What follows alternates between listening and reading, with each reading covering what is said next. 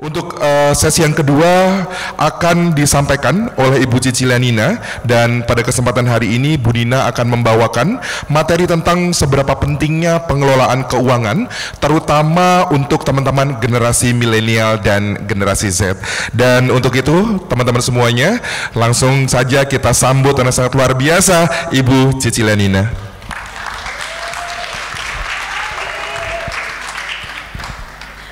Terima kasih, semangat pagi. Ini kalau jam segini saya berdiri di depan teman-teman ini, saya panggilnya teman-teman nggak apa-apa ya, harusnya anak-anak kali. Anak saya udah lebih tua dari kalian gitu ya. Jam segini berdiri di sini, ini biasanya agak berat. Kenapa? Karena biasanya otak besar mengecil, otak kecil menghilang. Ya, jadi boleh tangan kanannya diangkat ke atas yang punya tangan, yang nggak punya nggak apa-apa, yang punya tangan aja. Boleh ditepok teman sebelah kanannya, dibilang kamu masih meleng nggak sih matanya? Masih ya, masih ya. Oke, saya nggak lama-lama, saya mau langsung cepet aja. Teman panitia, saya boleh minta clicker aja supaya bisa klik sendiri dari sini. Kalau enggak dibantu ada clicker ya, ya lebih enak. Oke, kalau tadi Kak Firman bilang beliau adalah lulusan komunikasi, saya adalah lulusan institut fleksibel banget gitu. Belajarnya pertanian, tapi akhirnya mendaratnya di bisnis asuransi. Tapi hari ini saya nggak mau ngomongin asuransi terlalu dalam, tapi saya mau ngomongin menyambung tadi yang sudah Kakak Lisa sampaikan. Kakak Lisa di akhir sesi bilang begini, sampai umur 25 coba apa aja, jatuh bangkit lagi nggak apa-apa gitu. Tapi yang paling penting adalah sampai umur 25 mesti dapat sesuatu, karena kalau udah terlambat repot. Sampai sini masih oke ya? Oke, saya belum kenalan, nama saya Nina, panggil aja Nina. Hari ini saya mau ngajak teman-teman let's have fun ya. Boleh dong tepuk tangan buat kita semuanya. Let's have fun. Tapi untuk bisa fun, untuk bisa healing mesti pakai apa? Duit, man, bener nggak? Ya kan? Kalian sekarang belajar kenceng di sini, sebentar lagi lulus, tujuan akhirnya buat apa? Kerja cari apa? Duit gitu ya. Walaupun dia bilang papaku kaya 7 turunan, nggak apa-apa. Semoga kalian bukan turunan ke-8 gitu ya. Kalau turunan ke-8 gimana? Tenang, nanti kita ngobrol. Hari ini saya melanjutkan apa yang sudah disampaikan oleh pembicara sebelumnya. Pak Freddy berbicara bahwa bisnis asuransi adalah bisnis yang memberikan kontribusi besar buat Indonesia. Kakak Lisa bilang bahwa bisnis asuransi sebagai salah satu alternatif untuk menyerap tenaga kerja, mau kerja di dalam atau bangun bisnis pun bisa. Nah, hari ini saya bicara apalagi yang asuransi bisa lakukan untuk kalian, untuk saya, dan untuk Indonesia. Terlalu gede ya ngomongin Indonesia, buat kita deh, buat bikin supaya hidup kita makin happy. Ada yang bisa tebak umur saya berapa? Kalau bisa tebak umur saya berapa, saya kasih 100.000 cash. Tunjuk tangan, langsung sebut umurnya berapa. Berapa? Berapa yang kenceng dong? 42, belum tepat sayang. Ayo, sekali lagi 100.000 cash. Boleh tunjuk tangan, berdiri. Oh, yang belakang tuh, paling belakang tuh. Males banget kamu, kayak kaum rebahan aja. Ayo, berapa tebak? Berapa? Jahat banget kamu. 56 katanya. Teganya. Terakhir yang paling depan sayang. 52. Paling bener, paling dikit. Boleh tepuk tangan buat yang dulu. Nanti ingetin ya, 100.000 ya. Umur saya 53, bentar lagi pensiun, tapi saya masih berani pakai jeans, pakai sneaker, bareng-bareng teman-teman sekalian, bareng-bareng kalian, anak-anakku yang luar biasa. Kenapa? Karena kita udah berencana, betul nggak? Ada nggak di antara kita yang berencana buat gagal? Nggak ada. Setuju ya? Meskipun kuliah juga sebenarnya ini bukan jurusan yang gue suka, ini disuruh mama. Tapi ada nggak yang berencana buat gagal? Nggak ada. Tapi banyak di antara kita gagal membuat perencanaan. Makanya perencanaan itu penting, apalagi ngomongin soal perduitan. Sampai di sini oke ya? Kalau oke tepuk tangan dong. Oke. Nggak nyampe kayaknya mas. Nah ini yang paling penting. Banyak banget orang stres, apalagi anak zaman now itu paling seneng dengan mental health gitu ya. Mentalnya illness gitu. Katanya mentalnya breakdown. Kalau anak saya bilang bukan cuman breakdown bunda, mental saya udah break dance katanya gitu ya. Putus cinta lah, tiba-tiba duitnya kurang, mau workout play nggak dapet, gampang banget mentalnya break dance, betul nggak? Nah yang paling penting apa nih? Inspect what you expect. Yang kalian arepin apa, yang udah dilakuin apa. Banyak banget di antara kita pengennya tinggi banget, tapi kakinya nggak mendarat. Nah banyak di antara kita nih, inspeknya kayak gini, plan kalian yang atas, setuju atau setuju banget? Tapi ternyata kenyataannya kayak gitu loh. Pakai turun naik belok-belok yang tadi Kakak Lisa bilang umur 25 tiba-tiba mesti ngapa-ngapain. Banyak anak muda sekarang target pertama umur 25 harus punya 100 juta. Gimana caranya? Gitu kan? Itu PR banget. Anak saya udah deg-degan nih bunda, bentar lagi anak saya November ini 25 tahun. Dia udah deg-degan, 100 jutanya belum nyampe nih, deg-degan dia. Dia bilang gini, bunda boleh nggak ulang tahun tambahin dikit biar targetku nyampe 100 juta. Nah ini yang kita harus ngomongin, apa aja yang kita harus persiapkan di dalam keuangan kita supaya pensiun nikmat, bukan pensiun dari sebuah kenikmatan. Sampai sini oke ya? Kalau zaman saya, zaman Kakak Lisa, zamannya Pak Freddy, kita diajarin pensiun umur 55. Hari ini umur 55 tampilannya masih gaya tapi dalam tasnya isinya koyo semua. Udah gak keren ya kan? Makanya kalau bisa gak usah nunggu pensiun 55. Pensiun umur nanti Kakak Niwa mau ngomong umur berapa dia udah kaya raya gitu ya. Kalaupun dia kerja bukan karena cari duit tapi seneng aja. Contoh ini anak ganteng ini datang dari Solo. Dia udah beli tiket buat ke Untar. Tiba-tiba customernya telepon. Dia dengan santainya bilang, tiketnya aku batalin mem. Hah? Dibatalin? Bayar dong denda. Enggak, aku angusin. Hah? Angus maksudnya apa? Hilang? Hilang. Enggak apa-apa? Enggak apa-apa. Ya, duit enggak berseri loh, tepuk tangan loh. Nanti tanya sama dia, kenapa bisa begitu ya? Dan happy-happy aja, betul nggak? Sementara yang di sebelah sini wajahnya penuh harapan. Yang di sebelah sini kenapa? Kehilangan harapan. Tepuk tangan dulu dong sebelah sini ya. Oke, next slide. Ini. Sebenarnya apa sih financial planning? Yuk baca sama-sama kalimat pertama aja. 1, 2, 3. Proses pengelolaan keuangan buat capai apa? Tujuan. Nah kata pentingnya ini dulu. Kalian pengen apa? Itu dulu. Seringkali di antara kita pengen apa nggak ngerti. Ya repot kalau pengennya apa nggak ngerti gitu. So at least kalian punya dulu tujuan. Perkara itu tujuannya jangka panjang 5 tahun dari sekarang, 3 tahun dari sekarang atau 1 tahun dari sekarang nggak apa-apa. Terus baru dipikirin gimana nyampe tujuannya itu. Makanya perlu dengan pengelolaan. Nah karena ini ngomonginnya duit, maka yang dikelola adalah simple. Berapa yang masuk sama berapa yang keluar. Setuju ya? Yang masuk adalah penghasilan, bentar lagi nih kalian berpenghasilan, lulus, kuliah, kerja, atau berapa yang akan dikeluarkan. Sampai di sini masih oke? Lebih jauh kalau waktu kita bisa 7 hari 7 malam di sini, baru tuh kita ngomongin ada pengelolaan harta, ada pengelolaan pajak, ada pengelolaan manajemen. Cuman saya nggak touch itu dulu. Tapi yang penting adalah yang disebut dengan perencanaan keuangan adalah mengelola yang masuk sama yang keluar. That's all, as simple as that. Sampai sini oke? Oke, next slide.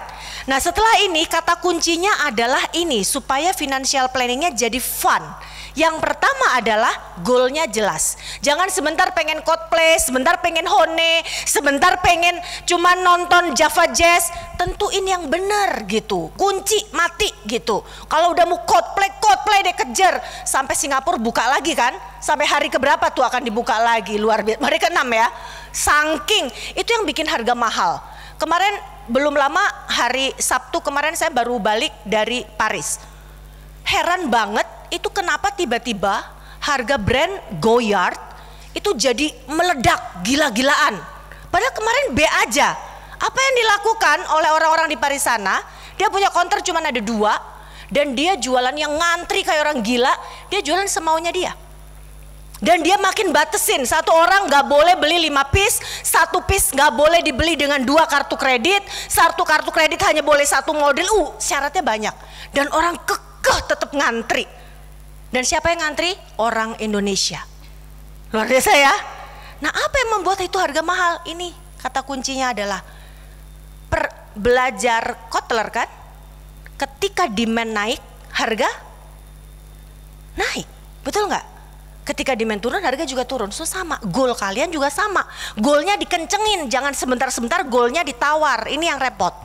Nah untuk mencapai goal itu, kata yang kedua adalah disiplin. Kalau targetnya adalah mau iPhone 14, kunci Desember iPhone 14. Pakai tahun Desembernya. Jangan Desembernya nggak pakai tahun. Nanti tahun berapa iPhone-nya udah iPhone 16, baru iPhone 14-nya datang. Penyakit orang tua kayak saya adalah itu yang nomor 2. income nggak masalah, tapi kita nggak pernah disiplin. Apalagi nanti kalian ngerasain nih, begitu kerja punya duit, awal-awal kerja kuliah, lulus kerja gaji 5 juta cukup. Tapi tiba-tiba naik gaji jadi 10 juta, tiba-tiba nggak cukup aja loh, bener nggak? So ini yang mesti dikencengin di dalam perencanaan keuangan. Yang paling penting adalah goalnya dan disiplin. Yang terakhir, baca sama-sama, 3, 2, 1. Ini PR-nya, sisihkan bukan sisain. Hari ini kalian masih kuliah enak, duit nggak cukup, tinggal ma kurang, pa kurang, bener nggak? One day ketika kalian udah nggak bisa, makanya yang paling penting adalah sisihin dulu, baru sisanya dipakai buat spending. Jangan disisain, yang ada nggak pernah sisa. Itu doang kok ilmunya untuk bisa mencapai tujuan apapun. Sampai sini oke? Oke, next slide. Nah, ini kata kuncinya. Yang pertama, nggak boleh besar pasak daripada tiang. Di Indonesia, apalagi anak Jakarta yang orang tuanya Gen X, kerja keras kaya raya, sekolahnya di Untar, ini enak banget. Seringkali income 5 juta, pengeluaran 15 juta.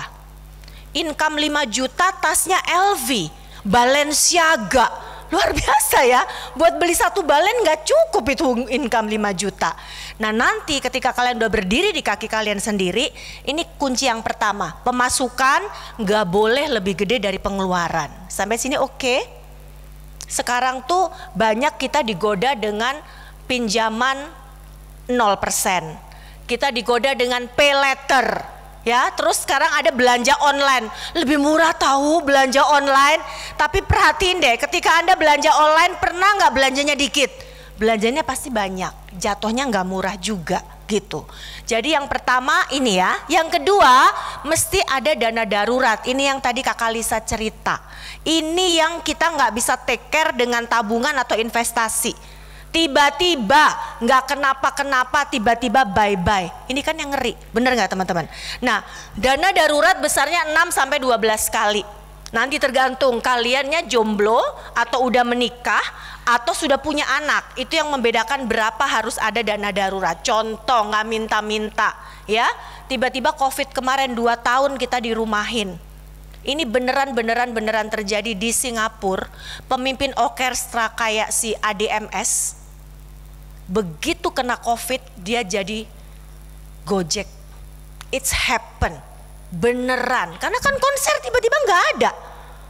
Nah ini kalian mesti siapin dana daruratnya, nggak main-main ini, gitu. Ya, last but not the least, utang. Ini apalagi yang udah mulai biasa kartu kredit. Tapi sebenarnya kemarin saya sama anak saya coba cek, saya tanya ya, anak muda zaman sekarang apa sih? Ternyata anak muda zaman sekarang nggak suka berhutang. Yang suka berhutang generasi X kayak saya gitu. Jadi kalau nggak suka berhutang udah bagus, terusin jalanmu sudah benar gitu ya. Sampai sini masih oke? Oke, next slide. Nah ini besarnya dana darurat. Kalau single ya. Single itu kan pilihan ya, kalau jomblo nasib ya. Oke, kalau single 6 kali pengeluaran bulanan. Kalau udah menikah belum punya anak 9 kali. Kalau udah menikah dan punya anak 12 kali. Ini makanya kalian cari kerja yang oke dulu, nikmati dulu, jangan buru-buru nikah gitu ya. Nikah tuh banyak banget PR-nya, bukan cuma sesenengan aja. Sampai sini oke ya. Next slide. Nah, apa yang harus dilakukan biar nggak mental breakdown, biar nggak mental breakdance? Itu ada namanya siap potensial, siapnya pakai F.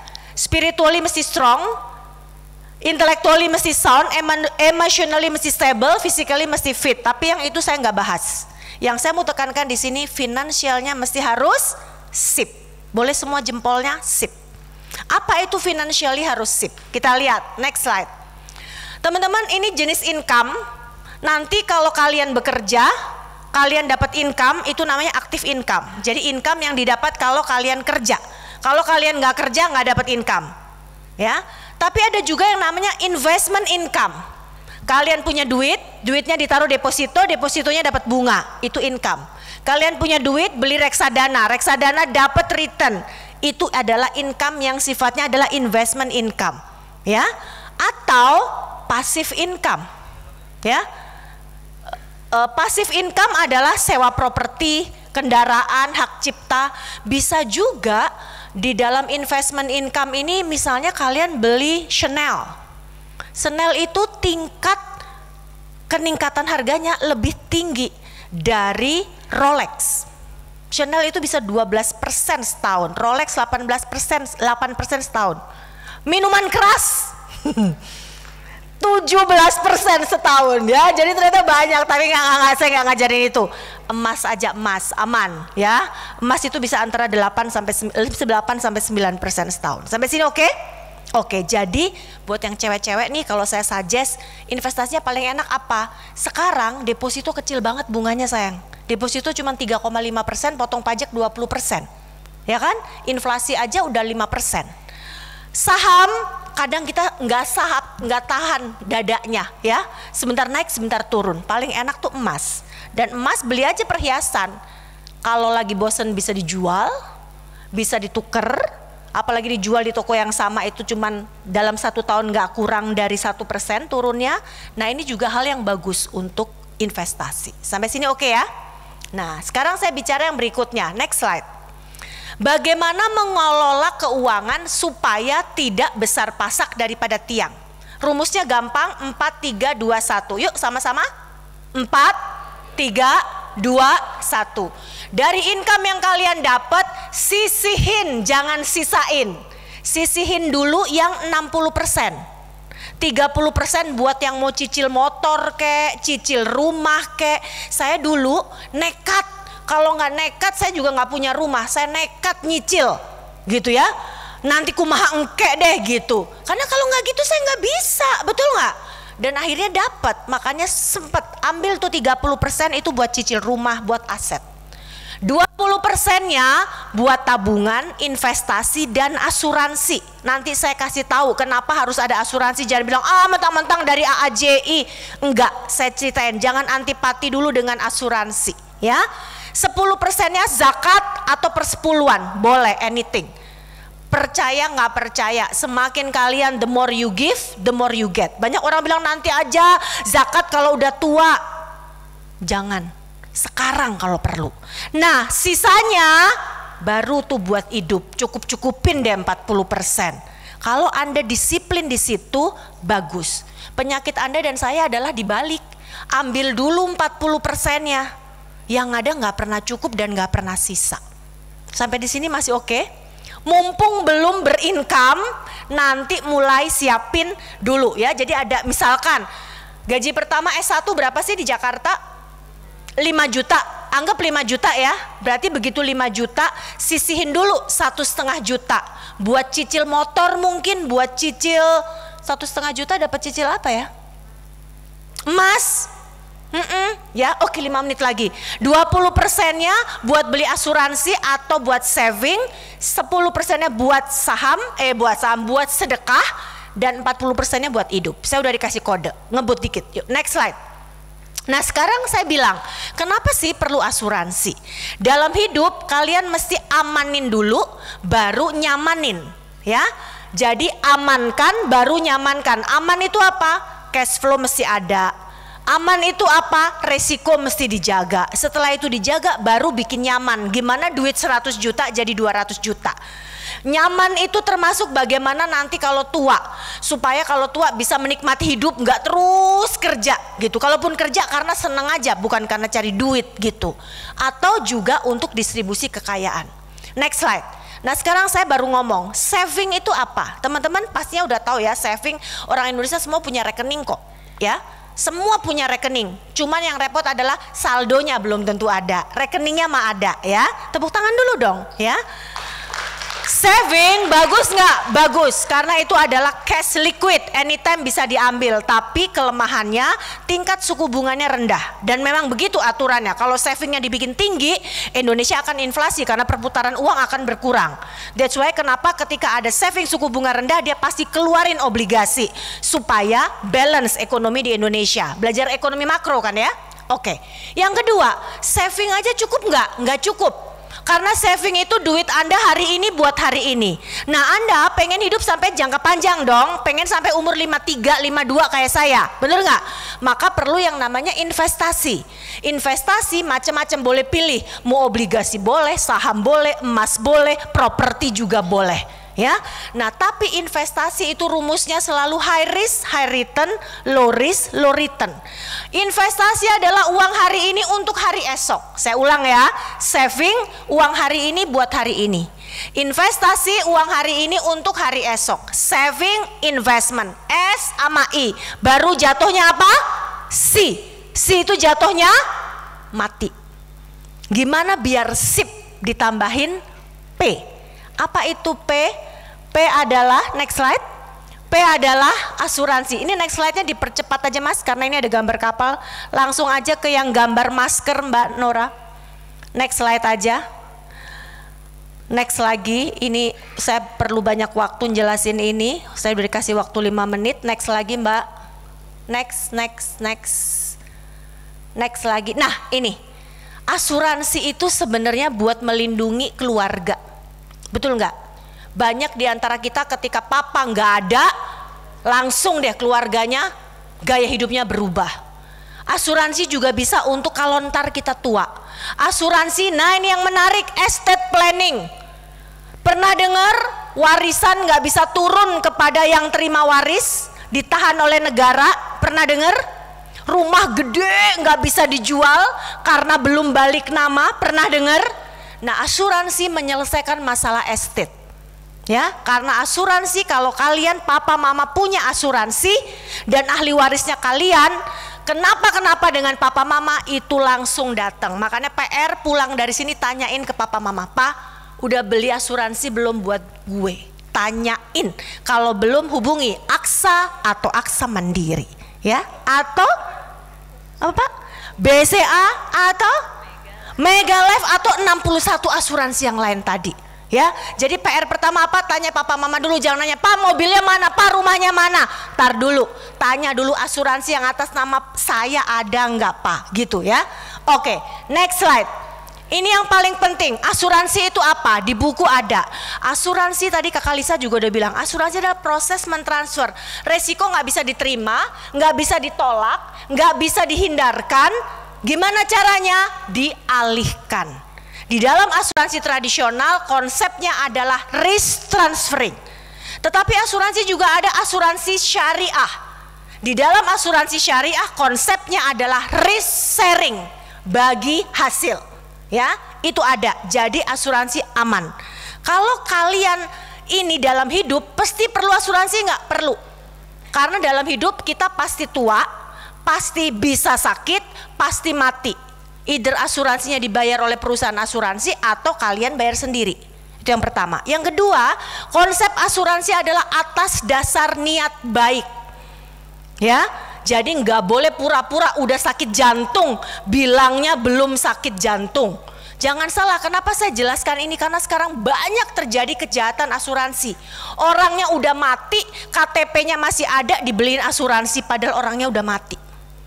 Ada satu daerah di Indonesia yang sudah diblok, kita nggak bisa garap karena di situ banyak banget mafia asuransi. Yang ketiga, yang di cover oleh asuransi adalah resiko yang sifatnya pure risk. Makanya beli asuransi mumpung masih sehat, mumpung masih muda. Ketika Anda udah tua tapi penyakitan mau duitnya sejabun, nggak bisa diterima karena asuransi mengcover resiko yang belum terjadi. Ya, yang berikutnya asuransi itu ada yang menghitung. Kenapa preminya segini? Kenapa preminya segitu? Dia menghitung dengan konsep aktuarial. Ya, yang berikutnya adalah asuransi adalah alat untuk memastikan kesehatan Anda. Kalau kenapa-kenapa nggak usah cairin deposito. Untuk memastikan untuk jangka waktu tertentu saya bisa disiplin menyisihkan bukan menyisakan. Makanya asuransi harusnya disandingkan dengan saving and investment, bukan dibandingkan. Sehingga jadinya SI-nya bukan C tapi SI-nya P, SIP, jadi SIP. Terakhir dari saya, next. Jadi fungsi asuransi itu kurang lebih seperti masker 3 lapis. Untuk anak muda kayak kalian, yang pertama paling utama harus beli asuransi apa kalau gitu Kak? Asuransi kesehatan. Supaya kalau kenapa-kenapa kalian masuk rumah sakit, satu, nggak usah gangguin papa mama, dua, nggak usah cairin deposito. Hari ini rumah sakit mahal. Yang kedua, kalau duitnya masih ada, beli asuransi apa? Beli asuransi endowment atau asuransi perlindungan penyakit kritis. Yaitu asuransi yang ketika kita sakit kritis ada duit lamsam dibayarin. Nggak usah nunggu mati, nggak usah nunggu masuk rumah sakit, begitu ada diagnosa penyakit kritis duitnya cair, terserah duitnya pakai buat apa. Ada yang pernah nonton drakor yang 3 cewek bersahabatan, yang satu didiagnosa dan dia nggak mau, lupa aku judulnya apa, 39. Nah, luar biasa loh yang juga nonton Korea. Dia bilang begitu didiagnosa, dia bilang aku nggak mau berobat deh, aku mau menikmati hidup aja. Nah itu kalau dia belinya asuransi penyakit kritis bisa tuh.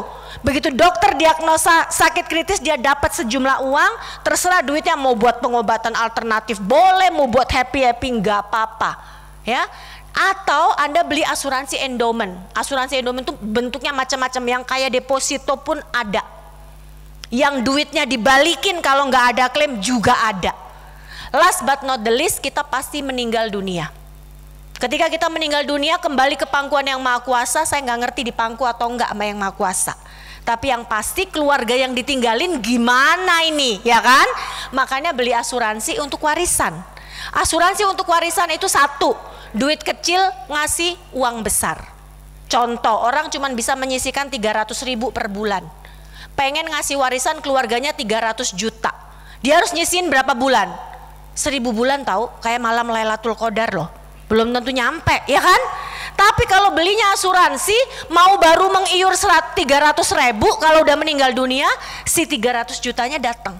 Makanya asuransi itu satu, uang kecil ngasih uang besar. Dua, dia tepat sasaran. Karena tepat sasaran, dia bukan sumber sengketa. Misal suami punya 2 istri, asuransi ahli warisnya istri kedua. Istri pertama nggak boleh jambak istri kedua loh, itu sah di dalam beneficiary-nya, ya kan?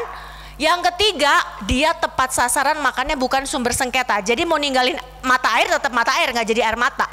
Yang keempat, asuransi sampai hari ini bukan objek pajak. Prosit asuransi bukan objek pajak, ya. Yang keempat, yang kelima, asuransi bebas bea, nggak perlu balik nama. And last but not the least, asuransi adalah liquid. Terakhir, kalau tadi Kak Lisa menutup dengan Jack Ma, nggak janjian, saya juga menutup dengan Jack Ma. Jack Ma bilang, asuransi dibeli memang bukan untuk mengubah gaya hidup, emang bukan. Tapi asuransi dibeli untuk memastikan gaya hidup kalian tidak berubah ketika terjadi resiko kematian. So pastikan, tanya siapa, pulang dari sini langsung, papa mama. Udah punya asuransi belum? Terima kasih, semoga dapat sesuatu. Silakan Kakak Firman.